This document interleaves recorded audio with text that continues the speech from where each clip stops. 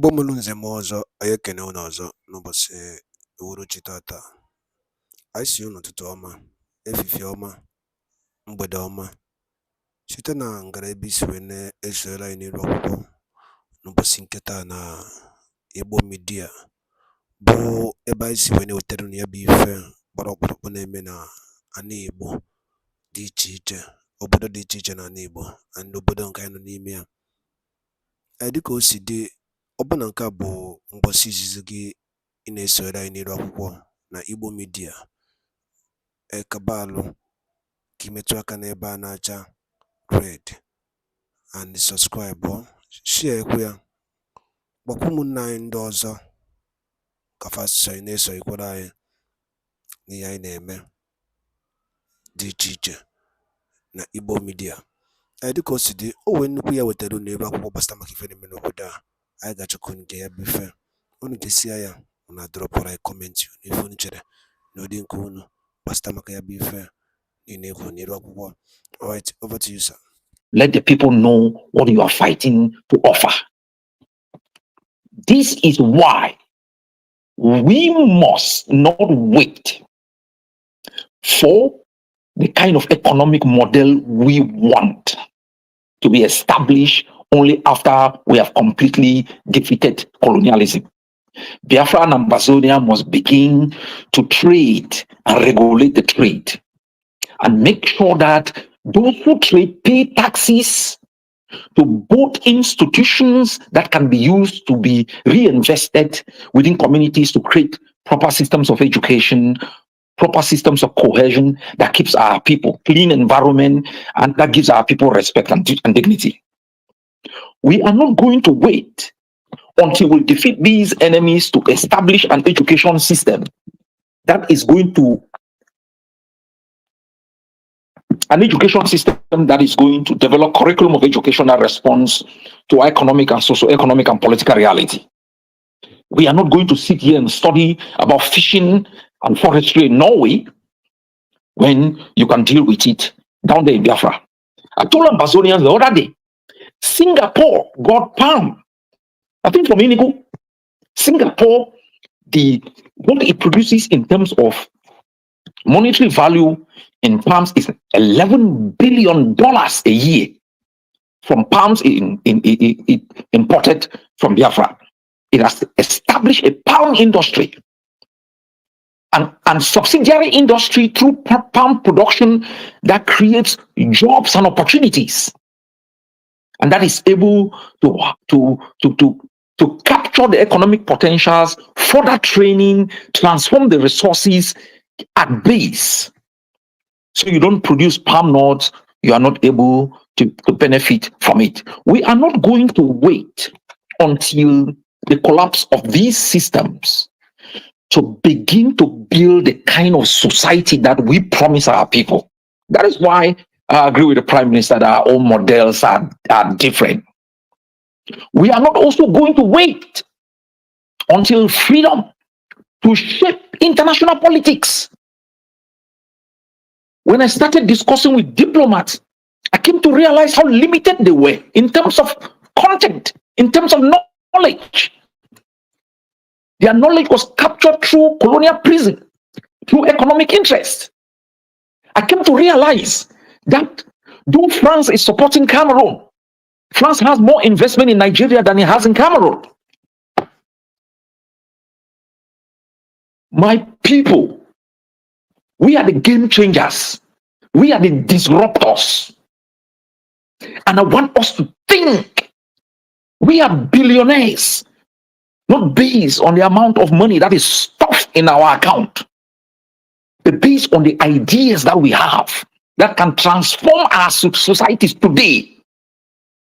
We have today disruptor machineries that can turn the wasteland in the delta, all the spilled oil, into clean drinking water that can save the health of our people, into manure that can be invested in the agricultural sector, into electricity that can power every household. The waste that is produced by our occupiers, if we bring ourselves together, we are going to employ the new technology that will turn that waste into clean drinking water. A sick population is not good for economic production. A sick population cannot accumulate wealth. Half of our population are sick from diseases that can be treated, but deliberately abandoned so that you can be dependent on your occupier. Our health infrastructures have been collapsed, where billionaires have their coffers stuffed with a lot of money. Our environment has been destroyed. The destroyers are flying private jets and living in hotels that you and myself and our children, our great-grandchildren, the next generation, if we don't fight today, will never dream of living in those places. They are dancing in Aso Rock. They are making birthday parties in Yaoundé. And I and you are in exile, struggling to find a space to call home, a place where you can even bury your own dad and find his grave next time, not ravished by dogs. This is what we face. But what we face also provides us an opportunity, not only to be people who complain about the international system. What have we got to offer? We've got to organize ourselves. And I'm glad the de facto government and the homeland is going to be the true representatives of the Biafran people. It is going to organize communities. It is going to make sure that it creates infrastructures and systems, credit systems that can give the poor farmer credit to be able to invest and create wealth and send the children to good schools. Create a curriculum of education that is going to teach your children how to be mechanical engineers, how to produce beauty. Not to tell you that a hairdresser is bad. Being a mechanic means you're stupid. Being an electrician means you didn't go to school. We use words to change the future. We use words to give you hope. We use words to make you not to be afraid. We use these words to tell our enemies that you can alter your approach today for the benefit of your own people, or this generation will collapse your systems. We have just gotten started.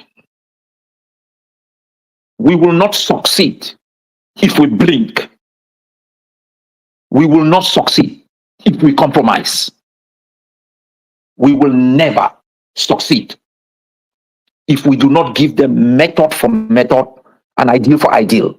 But most importantly, all of the things we say today, we articulate are mere words. If we do not transform them into actions that can benefit our people today, it will be useless. Ambazonia has risen.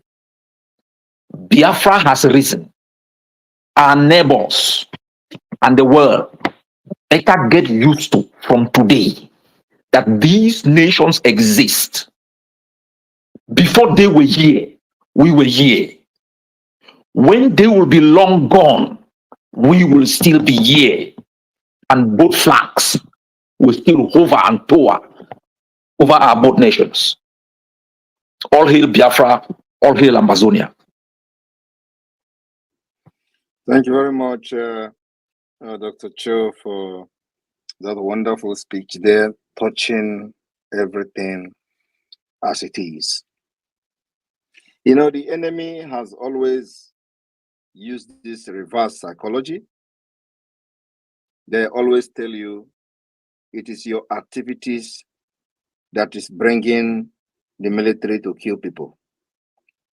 It is your activities that is making your region to be destabilized.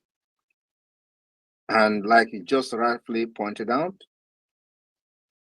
when the government fails, it gives birth to insecurity, and that insecurity will start destabilizing the region. And that's exactly what has happened. But even more to it, the government by themselves sponsors the insecurity. The government by themselves sponsor terrorism. The government by themselves aid and abet the terrorists that are coming to kill our people. That has led to what is happening today. But you know, when we start defending ourselves, just like you and I, have started doing for our both nation, they all forgot how bad it were before you even came to the picture. They all forgot how bad it were before Simon Ekpa even came to the picture. That before Simon Ekpa came to the picture, people are being killed in their praying ground. Before Simon Ekpa came to the picture, women, children, heads are being cut off in their villages. Before Simon Ekpa came to the picture, markets were being burnt. And this has been what our people went through before now. But today, what they will tell you, how Dr. Cho destabilized Amazonia, how Simon Ekpa is one responsible for bringing the military to kill. All those things, they call them reverse psychology.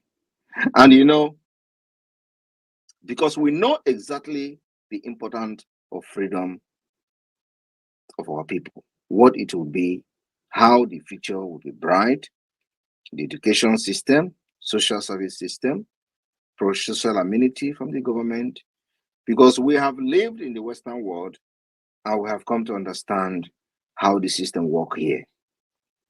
And that is why we said enough is enough.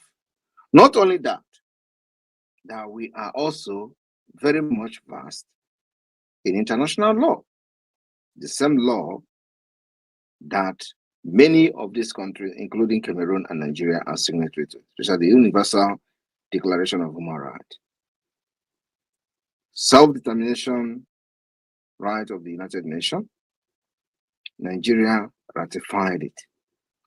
The same thing, the African Union, the Charter of African Union on Human Rights and People's Rights, Article 21. These are the things that many of these people don't understand. We are looking for a nation where the citizens will be proud to call a nation. We're looking for a nation where we know we will not be branded as criminals and internet fraudsters.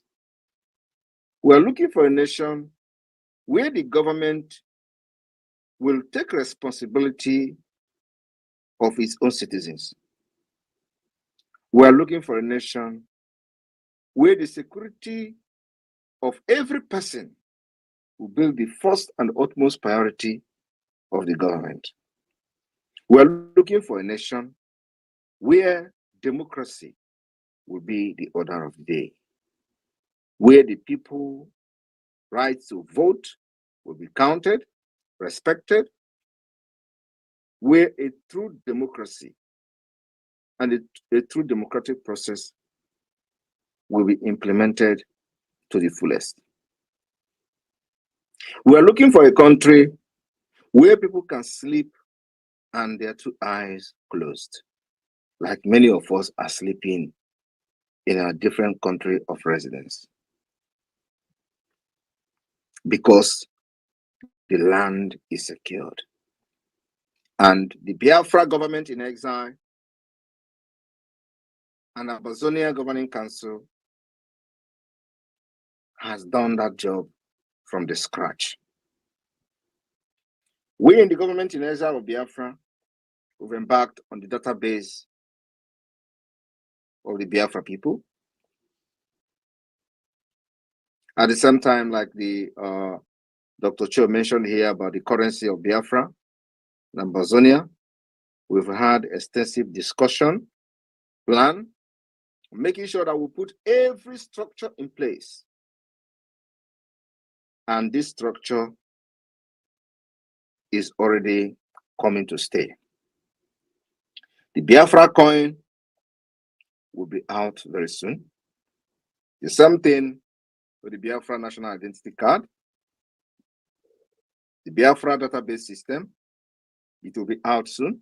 We are not just doing this for the sake of it, but we are doing it to make sure that our people do not jump from fry pan to fire. We want to preach and do what we preach.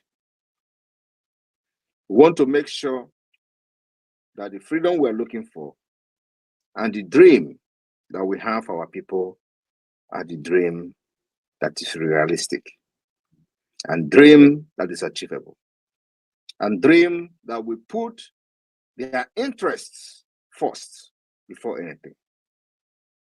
That's why this sacrifice is being made. For those who do not understand the importance of this particular alliance, Biafra and Amazonia, not just in the alliance, but the emergence of these countries. For those who do not understand the importance, like I have said, Sahel is being overrun by terrorists. In the entire West African state, Amazonia and Biafra remain the only two nations that are completely pure and clean from the terrorist spirit. I stand to be challenged anyway. Mention one country in the South, in the Western Africa, that has not been infiltrated by the Islamic State agenda. Mention one. All of them from A to Z. And by Dalo Lineno, only if Konisi, when I saw any and many rock one opasinketa, as a copasinketa malo no more.